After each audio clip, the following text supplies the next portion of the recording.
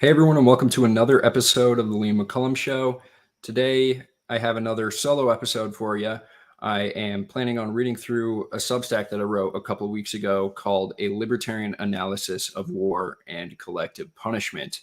I'm trying to publish every single day, and this is a longer post that I published. And I'm not really trying to put constraints on the type of things that I'm publishing. So some days I might just publish a small quote if I'm not feeling up to writing an entire article, and other days I'll try to write more comprehensive things.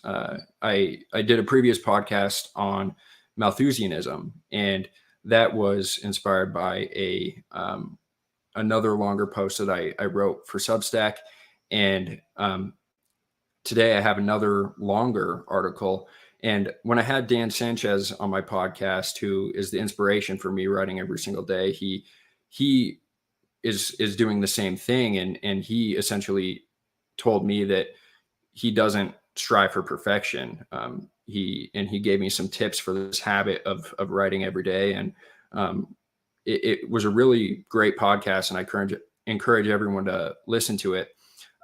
So there were many days that went by where I was contemplating not publishing this article because it wasn't to the standards that I think it should be. But I think it's still very valuable. And at the very least, I think content like this will help supplement the podcast when I don't have interviews scheduled. So I wanted to read through this today. And for anyone who hasn't already, I'll link to the Substack in this description. Please subscribe. Also, remember to subscribe to this podcast. Give it a like, share if you like it. And then before we get into that Substack on war and collective punishment, I did want to give an update to a Substack that I wrote yesterday. For anyone who's following it, you'll have read that you'll have read the Substack where I encouraged everyone to reach out to Senator Daines, Senator Tester, and Representative Rosendale to support the War Powers Resolution to end U.S. support in the war in Yemen.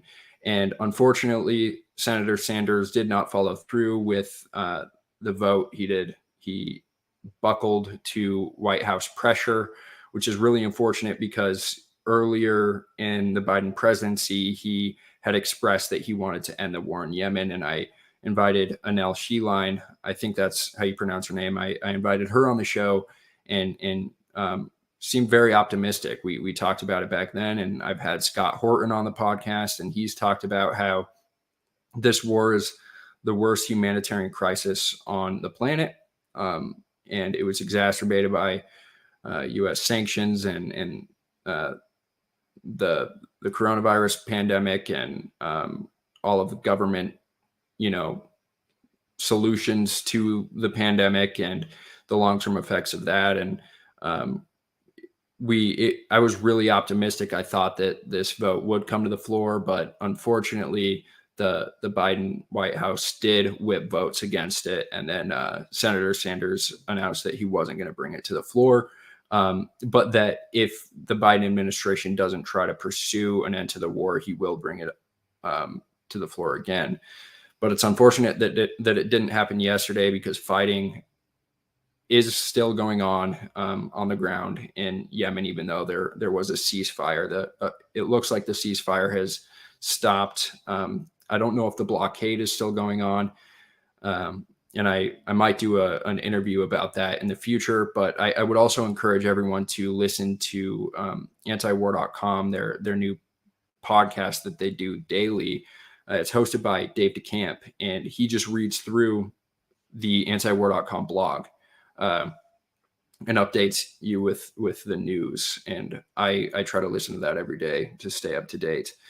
So yeah, I did publish an article yesterday encouraging everyone to call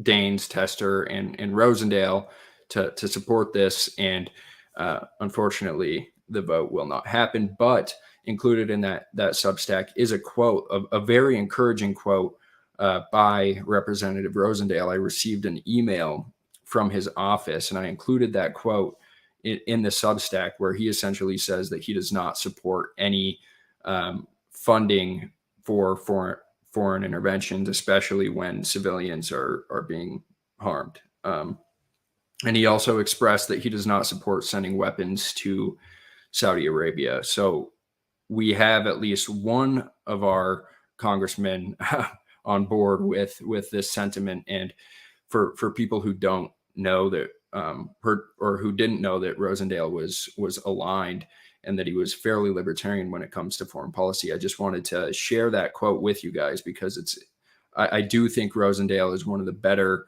representatives in DC, even though he might not be libertarian on everything. But if you're opposed to sending aid to Ukraine and prolonging the war in Ukraine, and if you want to end the blockade in Yemen, that's pretty great. And I am willing to shout out anyone who is good on war, even if they're a leftist. And that actually is a really good segue into my article, because it's in response to Caitlin Johnstone and another leftist, who both of whom I think are really good on foreign intervention in general, but they are leftists, so they have this collectivist mindset still. They aren't libertarian, and I think there are some serious consequences as a result. And even their outlook on foreign policy isn't perfect because of this. So I'll just share my screen so you guys can see this Substack article for people who are watching it on YouTube. So it's called A Libertarian Analysis of War and Collective Punishment. And the subtitle is How Warhawks Equate the People and Government to Justify Violence Against Innocence, and How a Libertarian Theory of Foreign Policy Can Be Used to Analyze War and Justice Properly. And so I included a tweet by Caitlin Johnstone, who was responding to someone else, but she says, "We oppose that country's government, not its people," is the same line spewed by literally every warmongering neocon about literally every nation they've wanted to destroy. So she's saying that this quote, or saying that we oppose the country's government and not its people, there's nothing new being said there, and that's the exact same sentiment expressed by warhawks when they try to justify intervening in a foreign country. For instance, like in Iraq, the Iraqi people need to be liberated from its government. So I just say that I disagree with Caitlin Johnstone on economics and many domestic issues, but she is one of the best non-interventionist voices on the left.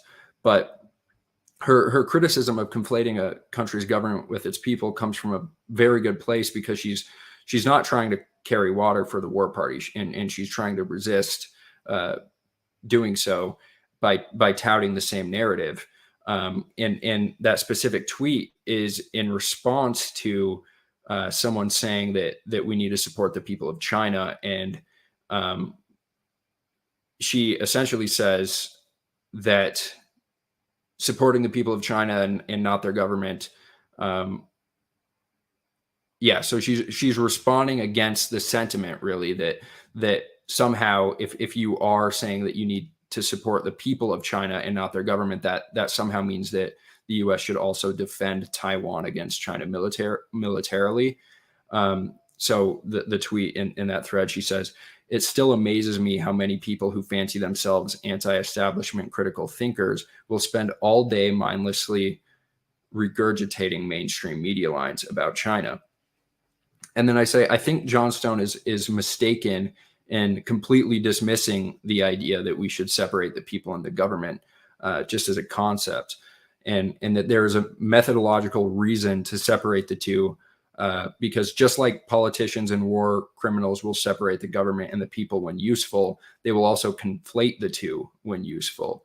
And just because they separate the two doesn't necessarily mean that we shouldn't also separate the two, but do it for the right reasons. So I say government officials will equate the people in their government to justify aggression against innocents and impose collective punishment on an entire country. And then in the article, I provide 3 clear examples of this. The first coming from the mouth of US government officials, the second from an enemy of the United States, and the third from a current ally of the United States. And I say these 3 examples demonstrate the problem of collective punishment. A libertarian theory of foreign policy provides a lens to look at war and justice properly. And before I go on, after I wrote this article, another example of a leftist equating the people in the government or reacting against this, I saw it in an interview, and I just wanted to share this clip with you guys. So at least this, I don't think this is necessarily the same, but it exposes this leftist problem of conflating the people in their government in general, and why we should separate the two. So whereas Caitlin Johnstone is saying that we shouldn't separate the two, or she's reacting to the idea that the people are not their government. This upcoming clip is a demonstration of exactly why I think we need to separate the two. So these 2 examples are kind of opposite poles that demonstrate the same point that I'm trying to get at. So let me just share this really quick. It's a clip from an interview or a panel with Clint Russell, who I've had on the show, Dave Smith, Jimmy Dore, and Craig Jardula. I think that's how you pronounce his name. So yeah, listen to what Craig says here. And I'll ask you a question, Dave, and then maybe Jimmy, you can jump in after Dave gives his opinion if you have anything to add up. And then Clint, why don't you back clean up and then give your opinion as well? Sure. Because I've said this before. Sometimes I feel the ideological handcuffs of the libertarians and the Libertarian Party can be a problem. I interviewed Scott Horton at Freedom Fest, and I questioned him about whether or not he thought it was justified that Russia and Putin went into Ukraine. Because I am standing here, and I'm an anti-imperialist leftist. I don't believe in war as well, but I am also a realistic person about what's going on. And I don't think that the Russian Federation and Putin were left any choice. I heard you on Rogan, Dave, talk about the same thing. And you kind of had this whole mindset of like, hey, man, I'm a libertarian. I am anti-war. I don't want to get involved.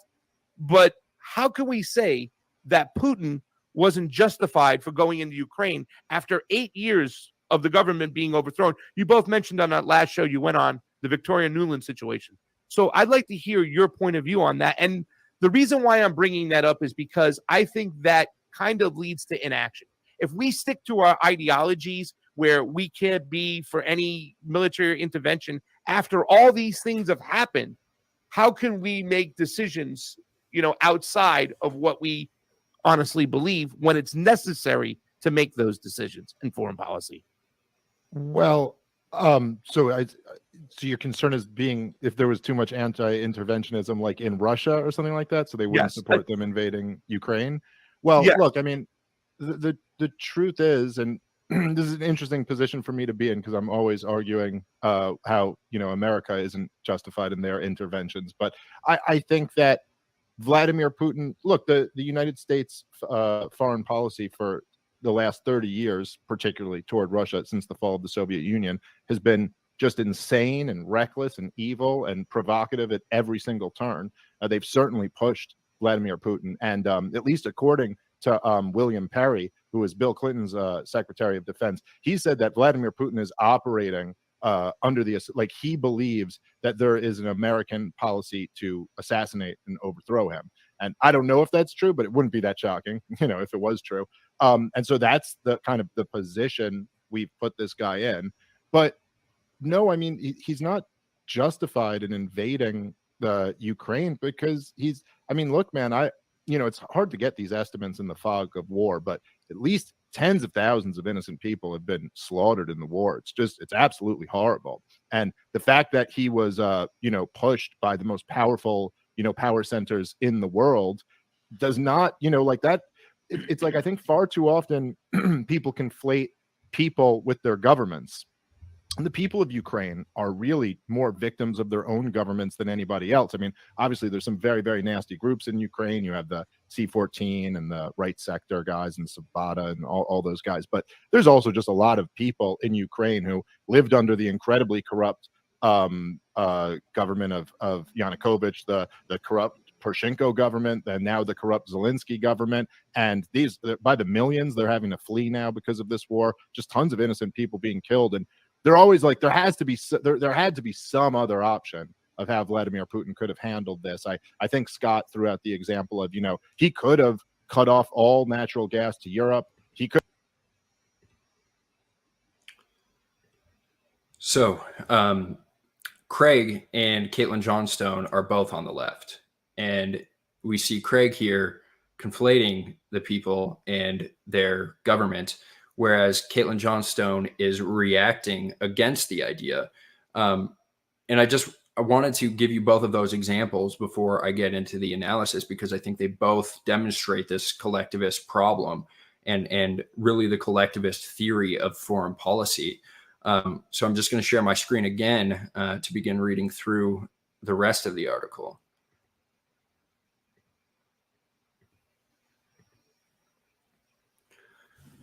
So, as I say, there are three examples that demonstrate the problem of collectivist punishment. A libertarian theory of foreign policy provides a lens to look at war and justice properly. So the first example I show is the U.S. bombing of Iraq. And this was the first example I came across of government officials equating people in their government to justify aggression against innocents.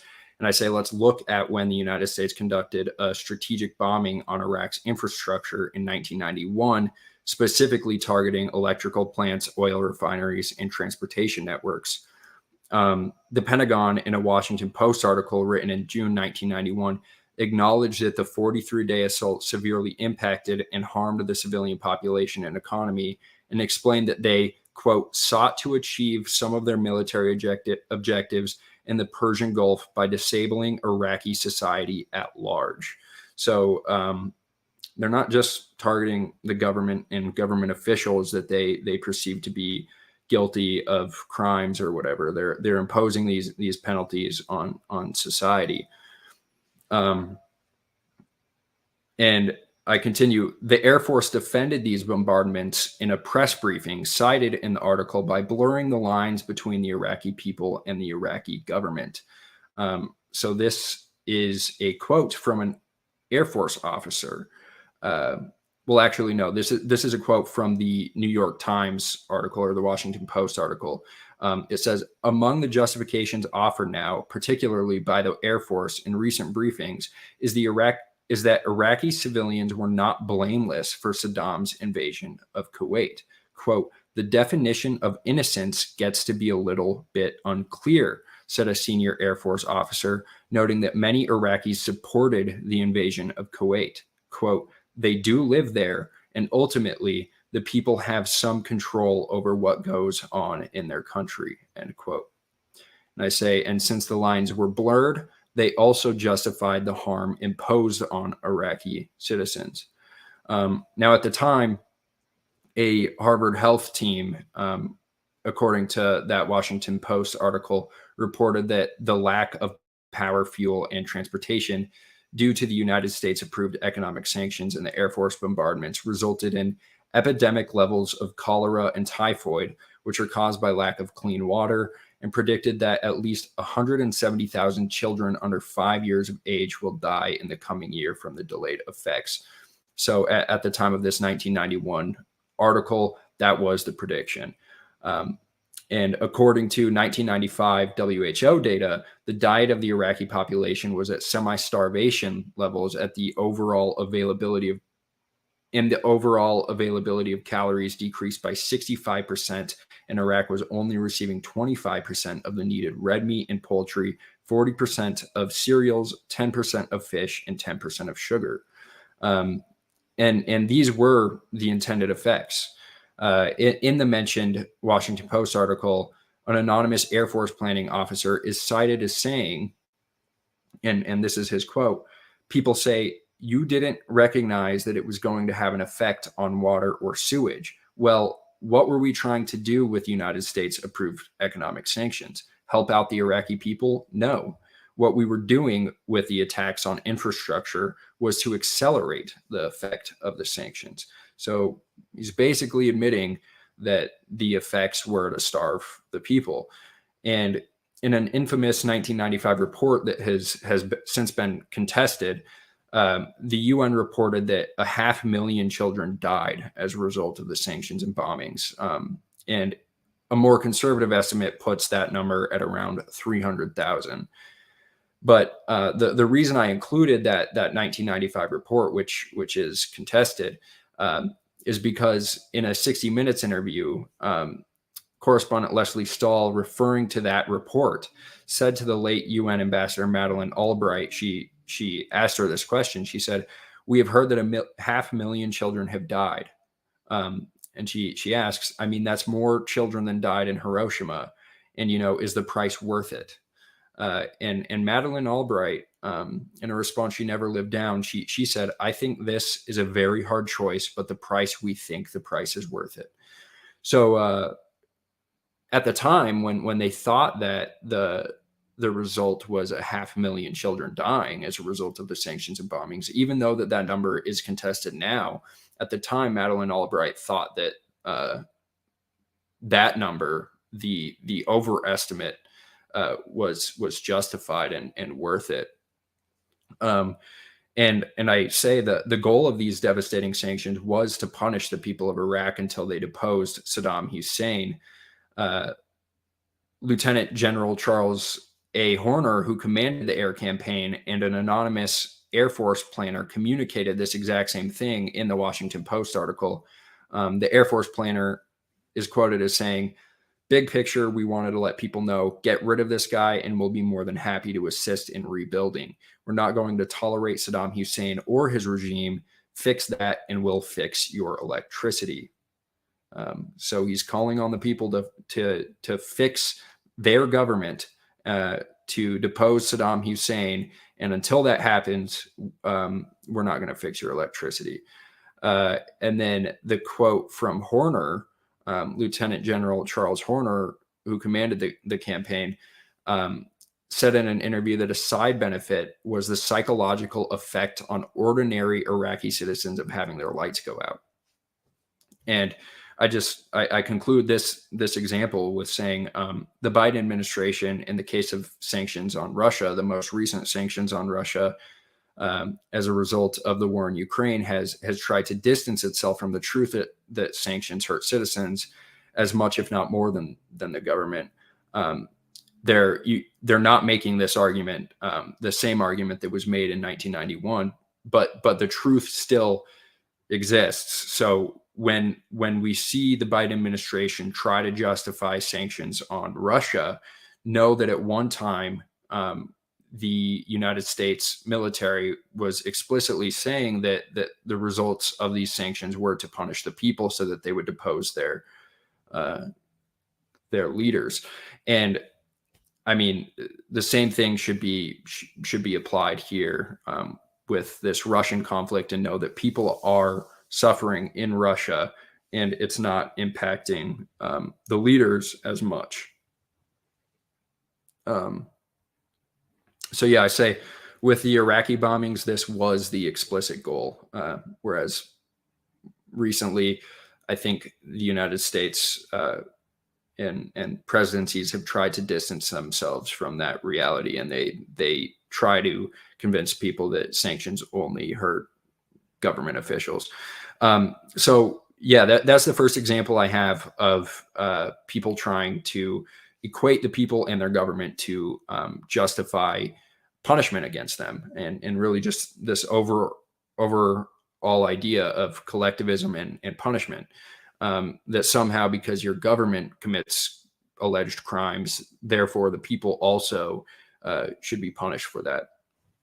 Now, I think in the most clear example of this, and the one that I think makes the best case, I include a part about Osama bin Laden and his letters to America. I say the case of the Iraq bombings is just one of many examples in which innocents are equated with their government in order to rationalize and justify the punishment of citizen or innocents as a proxy for their government. The next example I am going to show is from the pen of an enemy of the United States. Osama bin Laden, in his letters to America, explained how he justified killing innocent citizens. And then I include a full excerpt from his letters to America. And it says, "You may then dispute that all the previous mentioned actions by the US government do not justify aggression against civilians for crimes they did not commit and offenses in which they did not partake." Bin Laden responds, "This argument contradicts your continuous repetition that America is the land of freedom and its leaders in this world. Therefore, the American people are the ones who choose their government by way of their own free will, a choice which stems from their agreement to its policies. Thus, the American people have chosen, consented to, and affirmed their support for the Israeli oppression of the Palestinians, the occupation and usurpation of their land, and its continuous killing, torture, punishment, and expulsion of the Palestinians. The American people have the ability and choice to refuse the policies of their government and even to change it if they want." And then he continues.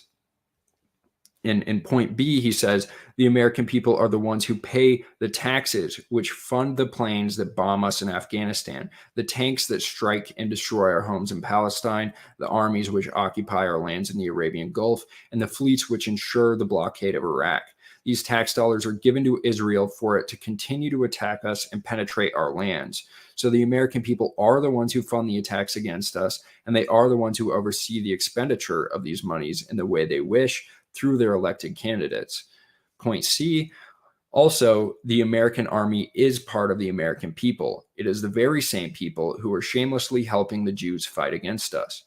Point D, he says, "The American people are the ones who employ both their men and their women in the American forces which attack us."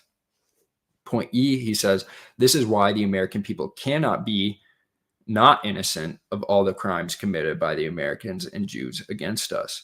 And point F, bin Laden says, "Allah, the Almighty, legislated the permission and the option to take revenge. Thus, if we are attacked, then we have the right to attack back.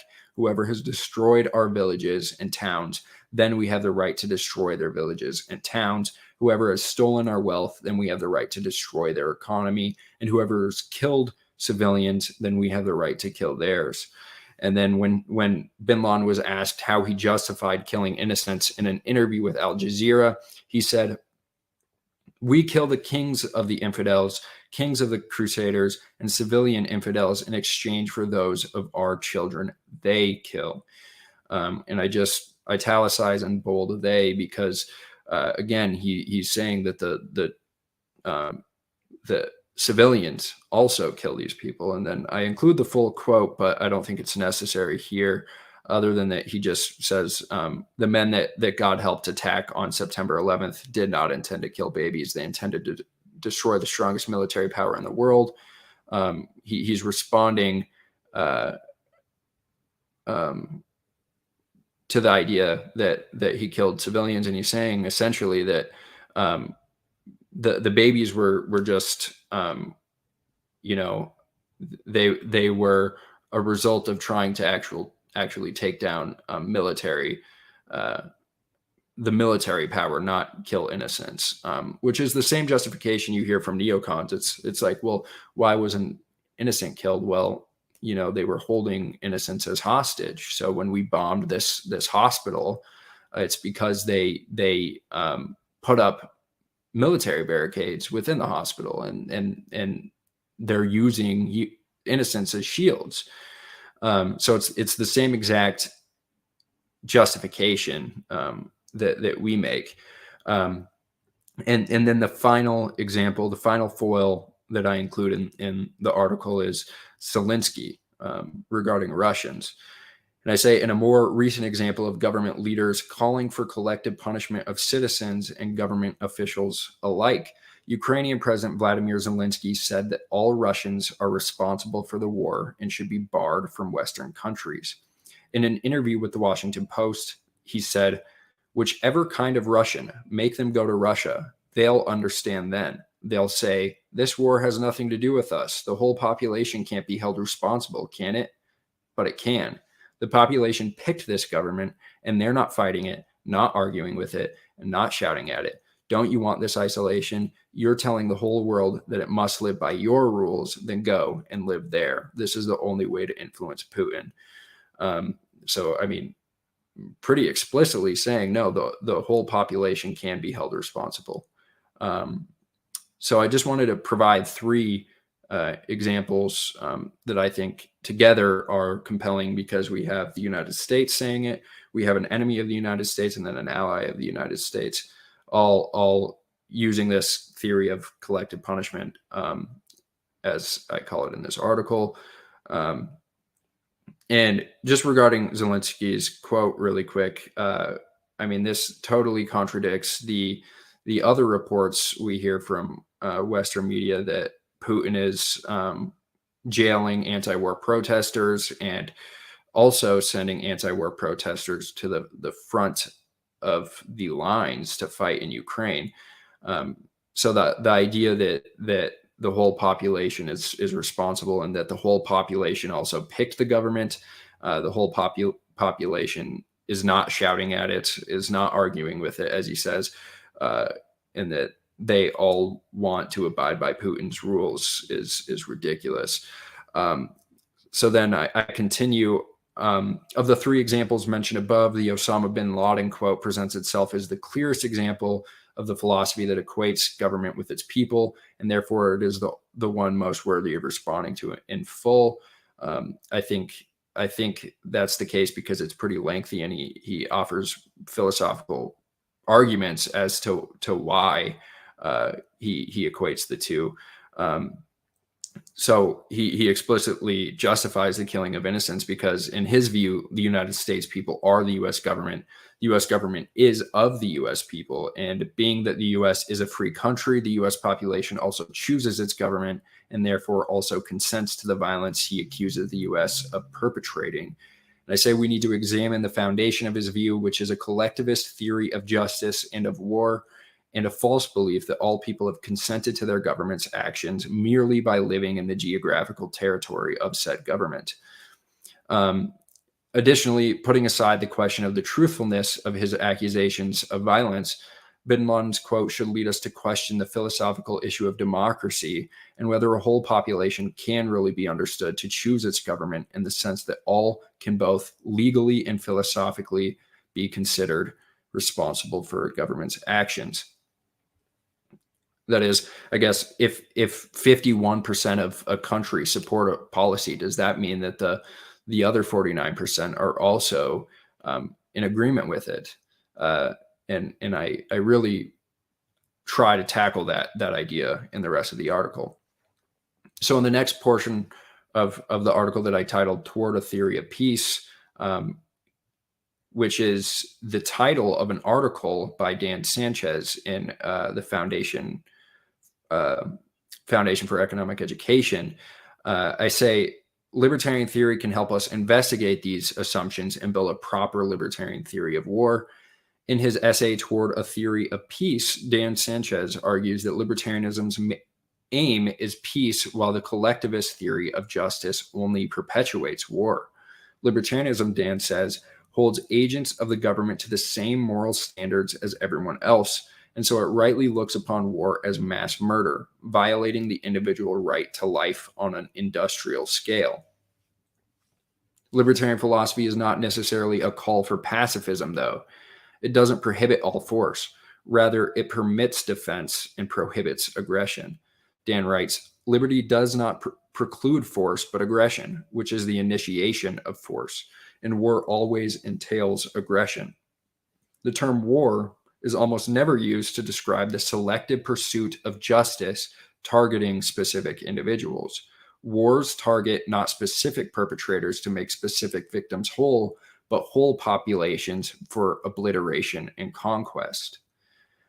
So Dan's pointing out that there is a right kind of justice which identifies specific perpetrators and seeks justice to then make specific individual victims whole, not entire populations. And then I continue in the article, liberty then does not prohibit the pursuit of justice against individual perpetrators who commit violence, but instead liberty prohibits the collateral damage that comes with war, even if it is incidental and not the intent of war. The reasons for liberty's opposition to this collateral damage are twofold. It is contrary to the basic moral precept of libertarianism, the non-aggression principle, and the collateral damage also perpetuates war. So really, I think Dan in this article shows that there's kind of like a deontological reason to oppose war, and that libertarianism specifically and morally prohibits war and aggression, but also Dan's pointing out that the consequences of war, that it continues to perpetuate it, and the collateral damage just makes each side respond to that collateral damage. So for instance, if the example I think of is when a Shiite group attacked a U.S. embassy in, I think it was Iraq, and I think this was involved in the whole Soleimani fiasco and part of the justification for killing Soleimani. But then we retaliated because of that and launched strikes into Iraq, I believe, and then. But that, whether the facts are correct there, I think that demonstrates the point. Just like if someone kills our civilians, then we respond, and there's just this back and forth. And Dan says in this article that such collective punishment is antithetical to the individualistic notions of justice that are essential to the philosophy of liberty. Libertarians are well familiar with how pernicious collectivism is when it comes to domestic affairs, yet its perniciousness does not stop at national borders. International collectivist violence is just as pernicious as the domestic variety. It misaligns incentives and engenders intractable conflicts just as badly. Harming foreigners indiscriminately creates grievance among the victims and or their survivors. People don't like having their wedding parties bombed by drones. Survivors of such attacks will sometimes seek retaliation. Those who are young and already on edge may take up arms. Those who do not take up arms may give aid, comfort, or sanction to those who do. Now, what shape will the retaliation take? The warfare may be conventional or asymmetric, i.e., terrorism. If the victims have the same collectivist notions of justice that their victimizers had, it will also involve civilian casualties. Then the side of the original attackers will retaliate over those civilian casualties with still further indiscriminate violence. Thus, war is cyclical and self-perpetuating, tending toward an ever-growing pile of victims. And I will link to that article by Dan's in the description as well, because it's a very good read, and it's the influence for a lot of this article. So I did want to quote from it there. But I continue in another part of the article titled A Libertarian Theory of War. And I say we can derive from the message of liberty expressed above two principles that set the libertarian theory of peace and war apart from collectivist theories of peace and war. The Marxist school, in particular, describes all conflict as an oppressor class against an oppressed class. In cases of occupation and war, they identify actors as privileged and oppressor countries that exploit oppressed countries. So, I mean, it's often through the framework of capitalism and the exploitative nation, and foreign policy is all a result of, capitalist classes and an entire class or entire classes going up against an oppressed class. And it's the same when applied domestically. they're the rich and the poor. But in the case of foreign policy, they're the rich nations targeting the poor nations and the exploited, oppressed countries. And I say the framework is always through the lens of power and hierarchy, and an entire class is responsible. For more on the Marxist idea of class and class consciousness, I attached my article titled "Marxist Use of Polylogism to Evade Debate," which I will also include in the description. I include in that article a link to, or a quote to, a part of Mises's Human Action, where he talks about the idea of class consciousness and how Marxists will use the idea of class consciousness to say that their opponents just don't have the correct consciousness or the right logic, and therefore they will never understand, and therefore there's no need to debate them on any logical terms because they're just of another class. And it's just using ad hominem attacks to essentially really admit that they don't have an argument. And I continue in this article, in contrast to the Marxist school, the libertarian school uses methodological individualism to identify individual aggressors and victims and denounces all forms of collective punishment. It determines who those individual aggressors and victims are by applying the non-aggression principle to particular instances of injustice, and that analysis is informed by methodological individualism. And then I just define the non-aggression principle by quoting libertarian Murray Rothbard. He defines the non-aggression principle as follows. He says, "No one may threaten or commit violence against another man's person or property. Violence may be employed only against the man who commits such violence, that is, only defensively against the aggressive violence of another. In short, no violence may be employed against a non-aggressor. Here is the fundamental rule from which can be deduced the entire corpus of libertarian theory." And I say, war is prohibited by libertarianism because government action is not exempt from the non-aggression principle, and war is aggression and imposes collective justice through collateral damage instead of pursuing individual aggressors. And to focus more clearly on the methodology of identifying individual aggressors and why it is important to conceptualize individual aggressors within government separate from innocence, we turn to economist Ludwig von Mises. Mises introduces the idea of methodological individualism in human action, and I quoted the entire excerpt from Human Action in another post that I link in this article. And just introducing the idea of methodological individualism, I say, in Human Action, Mises introduces the distinctive method of Austrian economics called praxeology, which rests on the axiom that humans engage in purposeful behavior as opposed to reflexive behavior. And as a result, we learn that proper economics begins with this necessary truth that man acts, and uses this study of human action to deduce further implications about human action. And I give an example that humans act because they perceive their actions will result in a state of affairs that is preferred to the state in which they didn't act at all. And importantly, though, to frame all of this, Mises says that praxeology deals with the actions of individual men. It is only in the further course of its inquiries that cognition of human cooperation is attained, and social action is treated as a special case of the more universal category of human action as such. And this is called methodological individualism.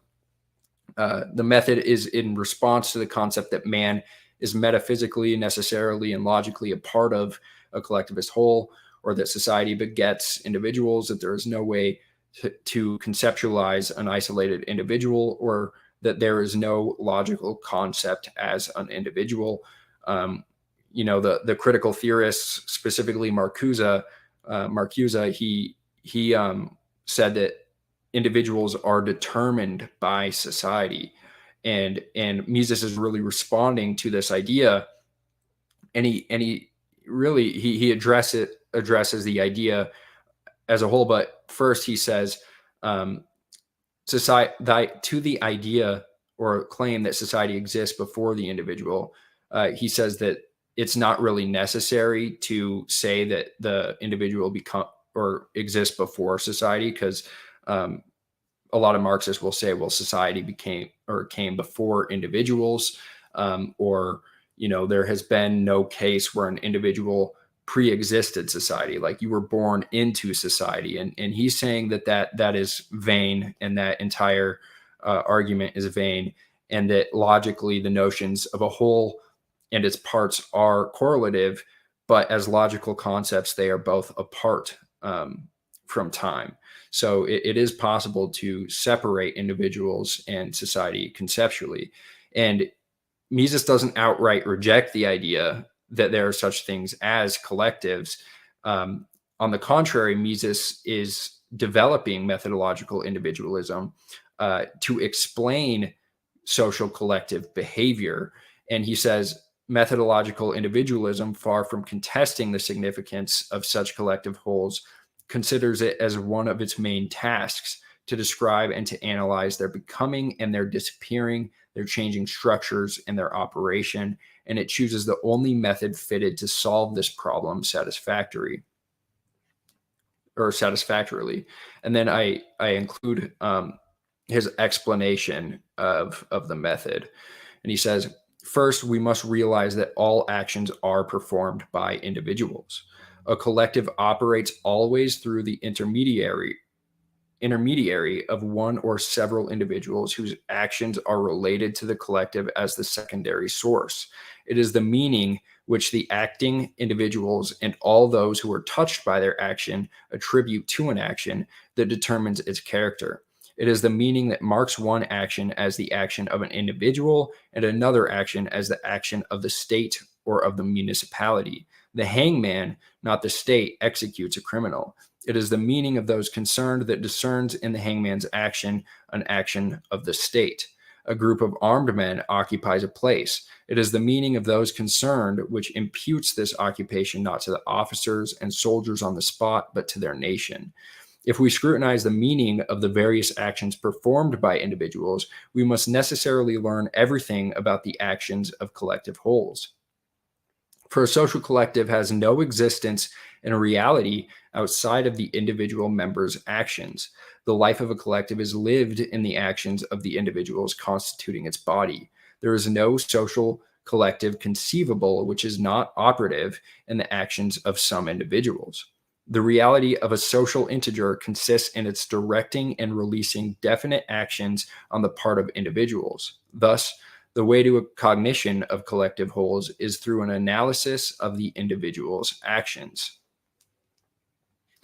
As a thinking and acting being, man emerges from his pre-human existence already as a social being.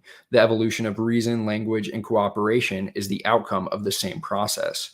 They were inseparably and necessarily linked together, but this process took place in individuals. It consisted in changes in the behavior of individuals. There is no other substance in which it occurred than the individuals. There is no substratum of society other than the actions of individuals. That there are nations, states, and churches, that there is social cooperation under the division of labor becomes discernible only in the actions of certain individuals. Nobody ever perceived a nation without perceiving its members. In this sense, one may say that a social collective comes into being through the actions of individuals. That does not mean that the individual is temporarily antecedent. It merely means that definite actions of individuals constitute the collective.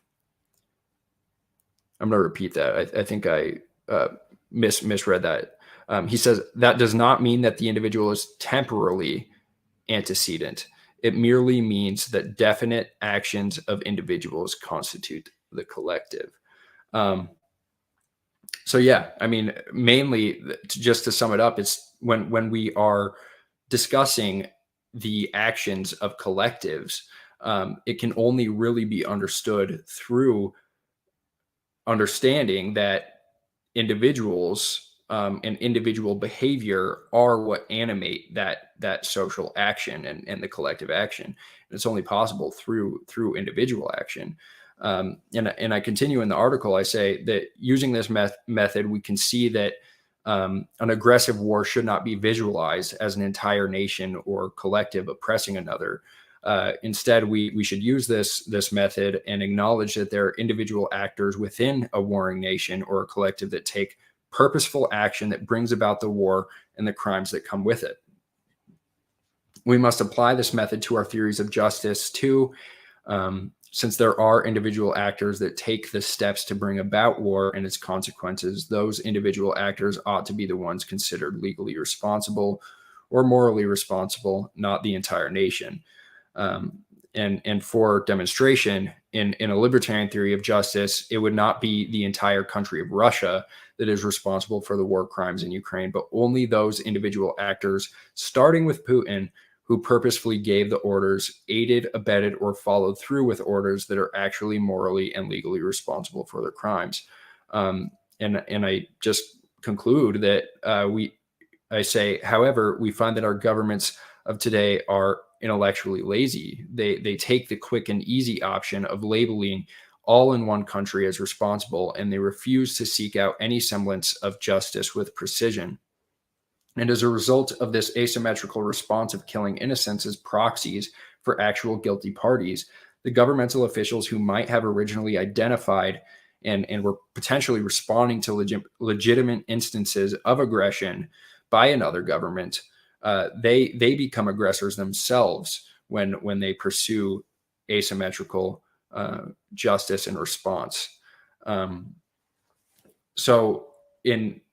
continue responding to bin Laden's accusations in particular, specifically pertaining to his idea that all of the American people consented to the government and therefore the war and the crimes of the government. And I say we must return to those accusations that all of the United States consented to and are therefore responsible for the crimes of actors within the government. And Osama bin Laden makes two primary arguments for why the people of the U.S. are responsible and worthy of punishment for the alleged crimes of the U.S. government. And the first is of voting. He says something to the effect of that the U.S. is a free or democratic country, and the people voted for the U.S. government, and therefore they are responsible for the actions of the U.S. government. And I reference a previous post that I did a podcast about, actually, and I posted an excerpt from abolitionist Lysander Spooner's No Treason, addressing the idea that voting signifies the consent of the government or of the governed. And in that excerpt, Spooner argues that when one considers the percentage of the population in the U.S. who actually votes, which today is about 1/2 of the population of the United States, and when you contrast that with those who never vote or only ever vote in years of excitement like presidential elections, it cannot be argued that the entire population has assented to the government. Spooner argues that even if the entire United States population had actually voted, and you can make that case, it still wouldn't be the case that all had truthfully consented to the government or the actions of individuals within the government. And specifically quoting Spooner, he says, "In truth, in the case of individuals, their actual voting is not to be taken as proof of consent, even for the time being. On the contrary, it is to be considered that without his consent, having even been asked, a man finds himself environed by a government that he cannot resist, a government that forces him to pay money, render service, and forego the exercise of many of his natural rights under peril of weighty punishments. He sees, too, that other men practice this tyranny over him by the use of the ballot. He sees further that if he will but use the ballot himself, he has some chance of relieving himself from this tyranny of others by subjecting them to his own. In short, he finds himself without his consent so situated that if he use the ballot, he may become a master. If he does not use it, he may become a slave, and he has no other alternative than these two. In self-defense, he attempts the former. His case is analogous to that of a man who has been forced into battle where he must kill others or be killed himself."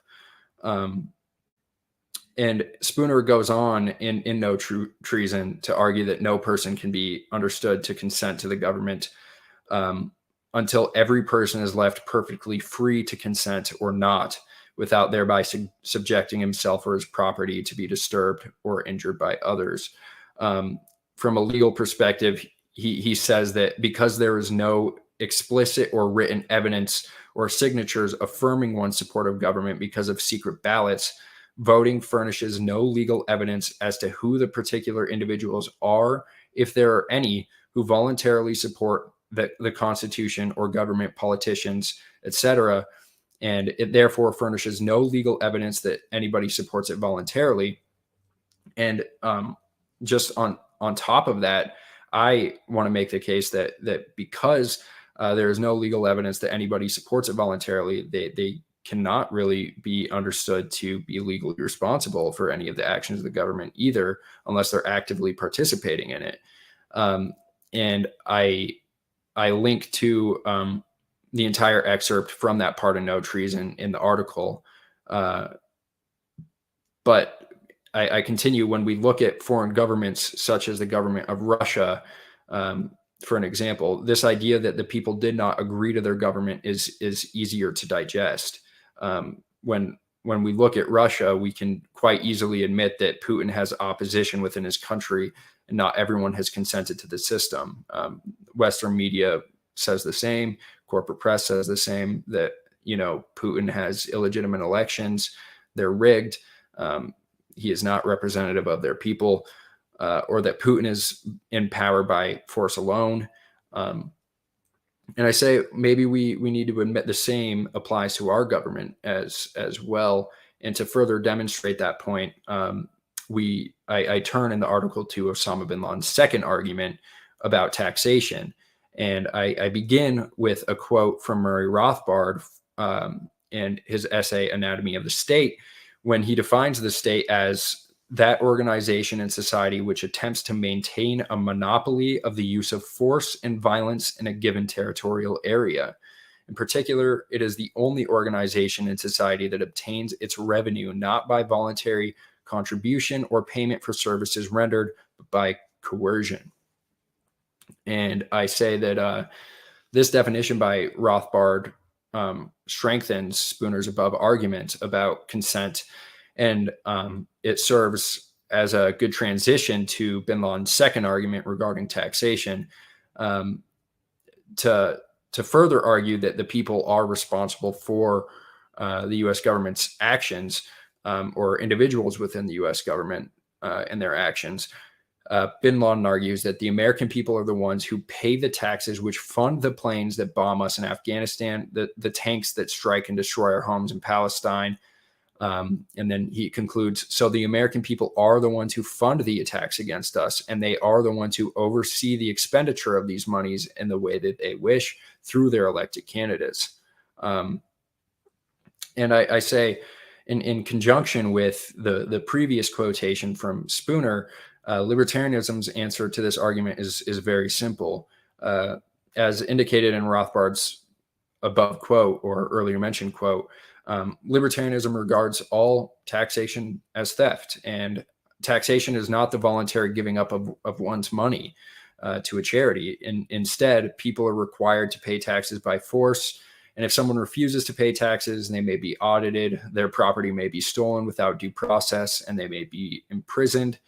And if they resist imprisonment, they may be killed. And I should have included in here, or maybe linked to the story of Irwin Schiff, Peter Schiff's father, who I believe was a political prisoner for advocating that the income tax was illegal and that it was unconstitutional, and he refused to pay it, and he died in prison. Just as an example of what happens if you don't pay your taxes, and to the argument that people do it willingly. And I say, notably though, in the case of the United States foreign interventions in the Middle East, it can't actually be argued that these wars were financed through direct taxation alone. Instead, these wars have been financed through inflation, the expansion of the money supply to fuel the federal government's deficit spending. Congress and the Treasury have authorized the central bank, the Federal Reserve, to devalue the currency in order to finance the government's wars. And if the federal government actually had to directly tax the people, the American people, for their wars, taxes would be so high there wouldn't be any tolerance for it. So to the idea that the American people accept this is not true. They would not tolerate the taxes required to pay for the war. And as a result, we are, what are we, $31 trillion in debt? I'm sure it's above that now. And this is because the government has yearly deficits in which they have to, the Treasury has to issue bonds, and the Federal Reserve buys those bonds to give the federal government money to pay for their wars, and it continues to go in debt. And it's all fueled by inflation and the printing of money and the devaluation of the dollar. And I think all of this together, when you consider those facts, the fact that the people cannot be legally responsible because there is no written proof who voted for who, because of the secret ballots, because this is a government that is funded through taxation, and because the Federal Reserve really, prints money and devalues the dollar, debases the dollar, and really commits fraud. It cannot be argued that the people, the American people, every American person is therefore responsible for that American government's actions, for the American government's actions. And it's not as if, they're just because 51% of people in a country support it, magically that means that people in the other 49% should be morally or legally responsible. I mean, I guess you can say that they can be morally responsible in the sense that you should stand up and you should take active participation in your life and take on more responsibility to affect change where you can. But in a legal sense, when we're talking about justice and when we're talking about libertarianism and this libertarian theory of collectivist, or libertarian theory of foreign policy, which is in response to the collectivist theory of foreign policy, I don't think that it can truly be said that the people are in the same way responsible as the government is. And Caitlin Johnstone is coming from a very good place, and she doesn't want to carry water for the regime. But I do think, as demonstrated by Craig Jardula's argument, I hope I'm pronouncing that name right, that, there are just conceptual errors in leftism as a whole in conflating the people and their government. And I think it is a result of their collectivist theory as a whole. And later in that interview with Dave Smith, Jimmy Dore, Craig and Clint Russell, he makes the argument, Craig makes the argument that, they transition to the topic of healthcare, and they're like, well, why can't a wealthy nation and why can't their people support, or the government support their people? Like taxation, he argues, is not theft. It's the sharing of the people's wealth and the correct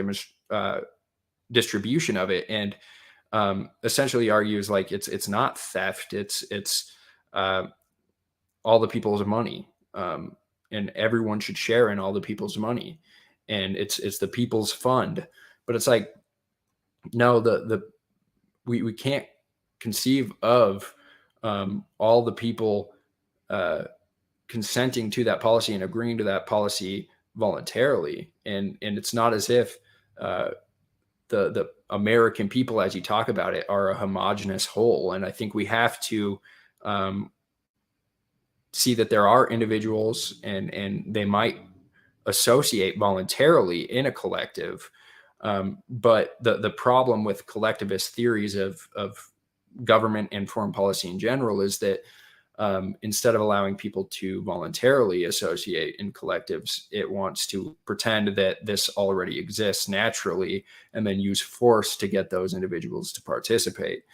So yeah, I conclude in the article that when we consider all of these facts, the argument that the people can be understood to have consented to the government and its actions through voting or taxation fails. And we should push back when warmongers separate the people and the government to justify interventions in foreign countries. Still, there are many reasons to think of government as separate from their people. As shown, warmongers do equate the people and their governments to justify the killing of innocents too. Caitlin Johnstone, she resists the idea of separating the two because warmongers do this. And I think I've demonstrated that they also do the exact opposite. They will equate the people when beneficial, and they will separate the people when beneficial. So instead, I propose that we just are correct and we do separate them because they are separate, and there are individual actors that use purposeful action to attain their own goals, and they are responsible for the actions that they take. And we should necessarily and conceptually separate the people and their governments and the guilty and the innocent, and use methodological individualism, the non-aggression principle, and, just accept the truth, but then do it correctly. Whereas the government separates the people for in the means to injustice, I think we should do it and orient it towards justice. So I conclude the article with, instead, we should use the libertarian theory of justice and peace to identify individual aggressors and victims and denounce all forms of collective punishment and war. I hope you guys enjoyed that. I want to continue to do stuff like this, write longer articles. I have another idea that I'm working with just in my head, nothing on paper yet. But I hope to do another long form podcast, just reading through my Substacks. And I hope you all subscribe. I'll link to it in the description. As I said before, I read through it. Some of my posts are just simple quotes. Like I quote from Henry Hazlitt regarding inflation. I have quotes from Bastiat about the state, and popular quotes like that. And I hope you subscribe to me there, and I hope you subscribe to me on YouTube, and all the other podcatchers. I'll link to those in the description as well. And follow me on social media. I'll put my link tree in the description so you can find all my social media platforms. Also, remember to check out the new podcast that I'm managing called Ask an Austrian through the Libertarian Party Mises Caucus. The concept of the show is that we bring on Austrian economists or people associated with the Austrian school to talk about libertarian theory and Austrian economics and answer your questions that you can submit through our website. So I'll link to the website as well as the podcast. And I've actually linked to the playlist for the podcast on my channel. So you can, if you aren't subscribed to the Mises Caucus on YouTube and you want to quickly just go over to that playlist, you should be able to find it on my homepage on my channel. But I would recommend that you subscribe to their channel so you get updates. But yeah, subscribe everywhere. Share this if you liked it. Also comment, let me know if you appreciate stuff like this. Give me any advice, how you would respond to Caitlin Johnstone. If you agree with me, any feedback in general, I appreciate it. But thank you guys so much, and I'll see you next time. And I hope you have a good Christmas and Merry Christmas and a Happy New Year. I might release one more podcast before the new year, but if not, I'll see you then.